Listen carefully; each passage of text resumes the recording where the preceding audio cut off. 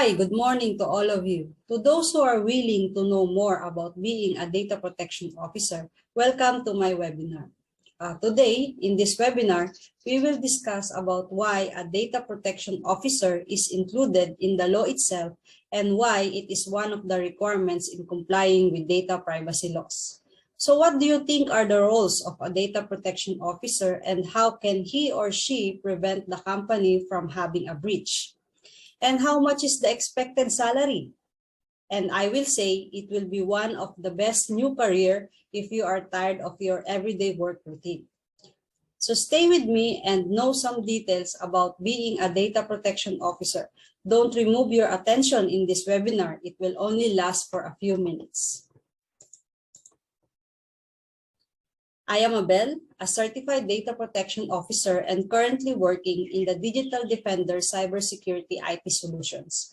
Our company is dealing with the data privacy and the cybersecurity since 1973. So we have authority and experience from the Philippines, Singapore, USA, Canada, and Europe. So the Digital Defender is here to cater all your needs in terms of data privacy law. If you have any questions, please don't hesitate to drop it in our comment section and my team will be glad to answer you as soon as possible.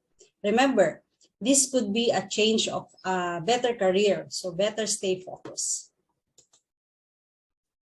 So before we start, we will discuss first some definition of terms that we will always talk about if we are dealing with data privacy law.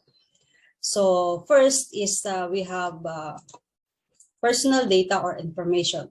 This is like our name, our addresses, mobile number. So this is the reason why data protection law is established all around the world. Because in the digital world, our details is the new currency, and if there are no privacy laws, it can be used against us. So think like in a situation like you are an idol or celebrity, that paparazzi will be around you and check or record whatever you are doing. So this is the law itself is approved for us to have a privacy. Next is we have consent. So from the word itself, we are allowing a certain company to collect and process our information. So always remember that if you are asking a question, it should always be clear and easy to understand. And asking questions should be in a way that you are not forcing the client to give their consent. So it should be freely given by the data subjects.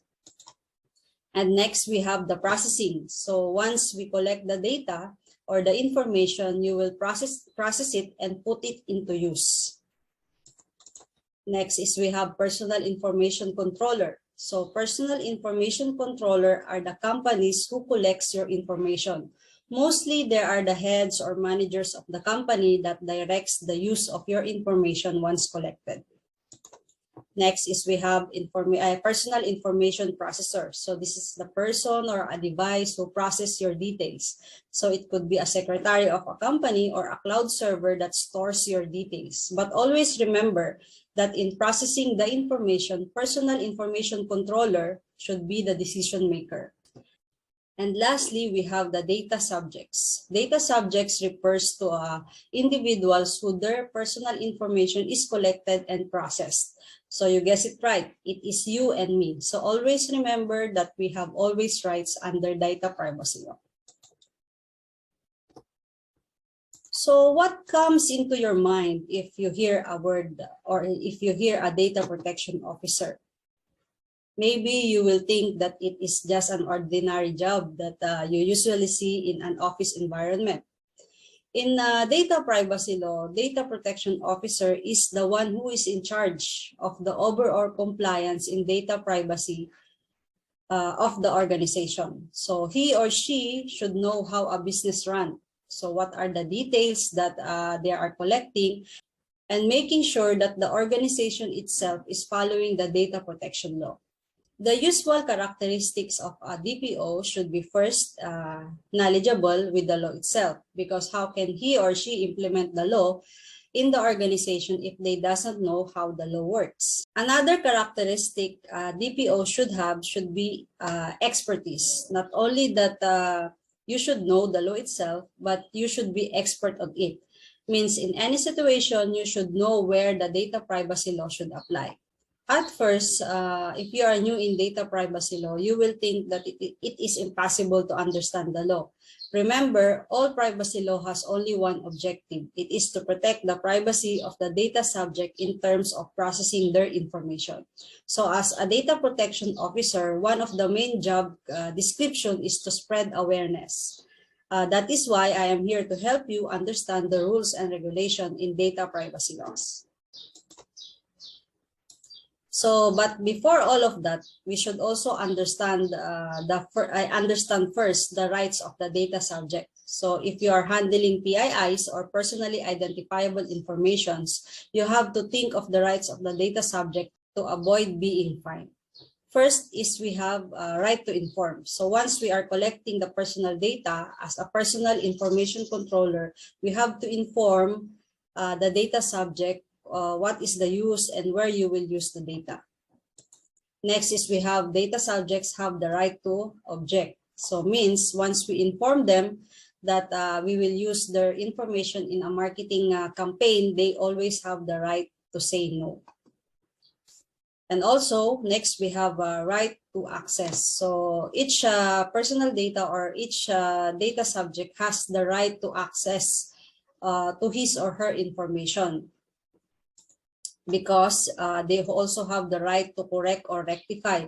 Means once they access the information and they came to know that their name are misspelled or the information that they have in your company is not correct. So they have the right to correct or rectify all the details. And also they have the right to data portability, means they can have a soft copy or hard copy of the information that the company holds about them. Next is we have the right to erasure or blocking. This always applies when, like I said, when they collected your information and they said that they will use it in a marketing strategy or marketing campaign, and on the process, you don't like your name or your email address to be included in that campaign anymore, you always have the right to erasure or blocking so that you will not receive these advertisements. Next is we have the right to complain. So when you feel that your information is misused, you always have the right to complain and address it to the data privacy officer of the company. Because if you complain and they didn't take action about it, you always have the right to put it in the higher ups. So we have the National Privacy Commission here in the Philippines. So once it is proven that they violated your right, you always have the right for damages. So we should also understand how personal data processing flows. So first is we have the collect or collection. So in collecting the personal information, we always have to remember three things. So first is we have transparency. Means once we collected the information, we have to be honest with to the data subjects where we will use their information. Next is we have the legitimate purpose. So once you collected their information and informed them that you will use it only in a marketing campaign, you have to use it only in the marketing campaign. And last is proportionality. So we have, when we are collecting information, you have only to be precise what are the details you need and not to ask more than that. So we always have to remove this mentality that if we will use it to the, we have reference or use it for the future. So we have to always remove this mentality to avoid the being fined in terms of data privacy laws.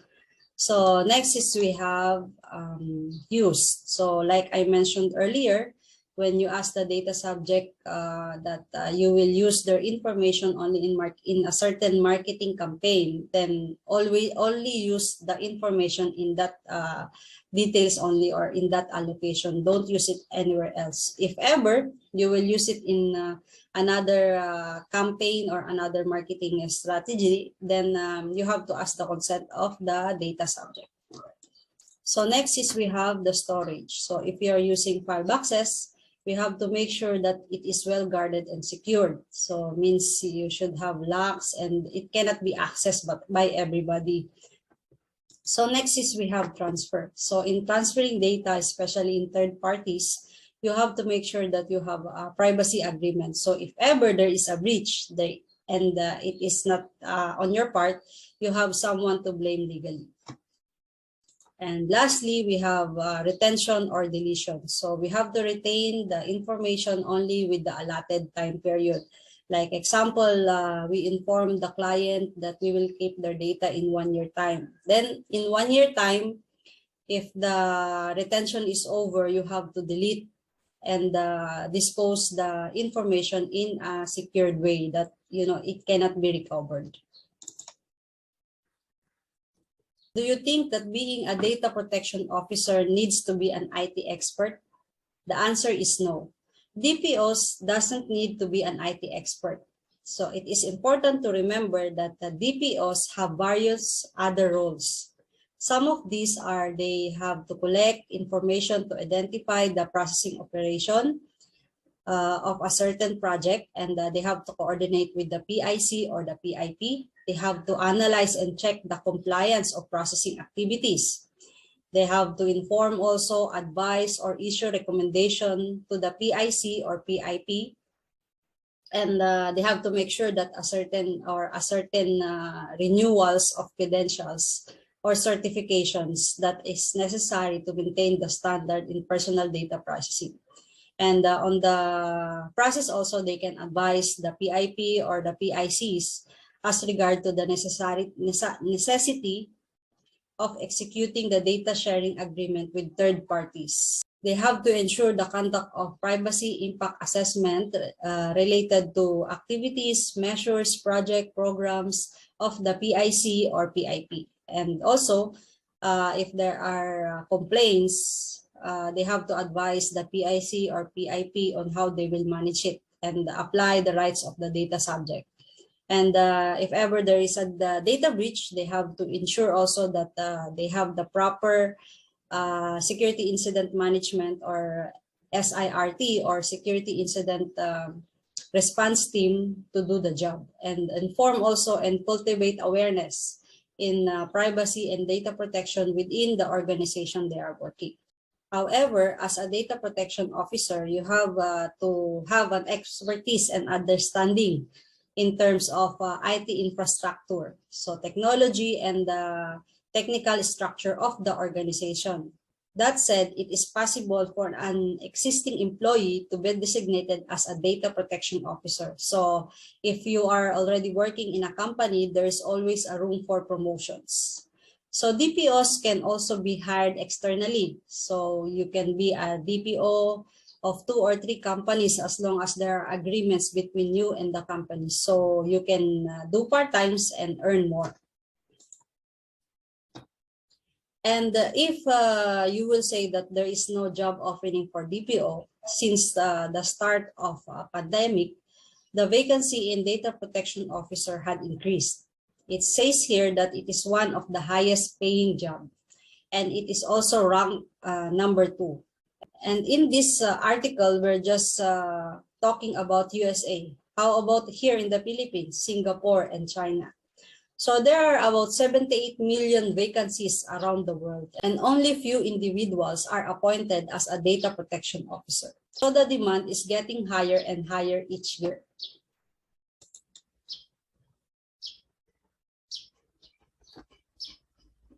Who wants to have a job worth or more or less 100,000 pesos a month?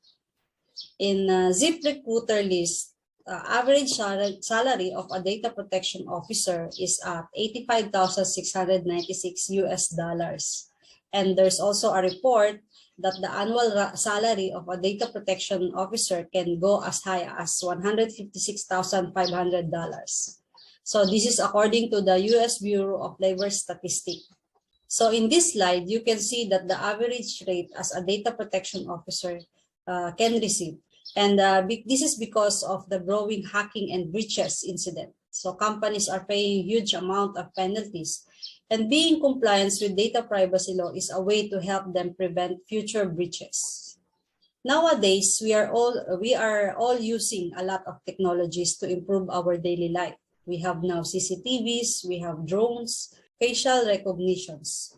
Even making a website under data privacy law should have options where data subject can practice their rights. So all in all, our information, even our faces, can probably end up in a dark web and we don't have any ideas.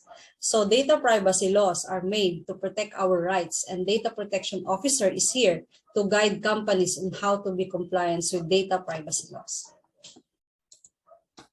So most of the question I was asked is how to be a data protection officer.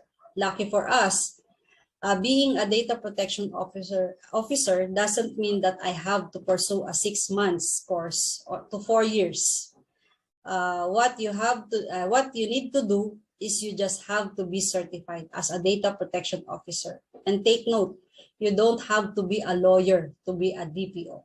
The Digital Defenders has an offer where we can certify you as a data protection officer in just 1 week. How promising, right? Imagine in just 1 week time, you can have an additional certification in your resumes. Once you pass the exam and be a data protection officer, don't be intimidated by your coworkers. Always think that why they are paying you in big amount of money. So it is to make sure that the company is compliant or following the privacy manual of the company or privacy measures and data security. Because if not, there is always a tendency that you as a data protection officer can be imprisoned or pay fines if there is any negligence. So if you have more questions, please free to drop it in our comment section and we will gladly answer you. After the webinar, if you have additional questions or interested to take the course, our line is always open. Call us now. Always remember, you are your data, and thank you for watching.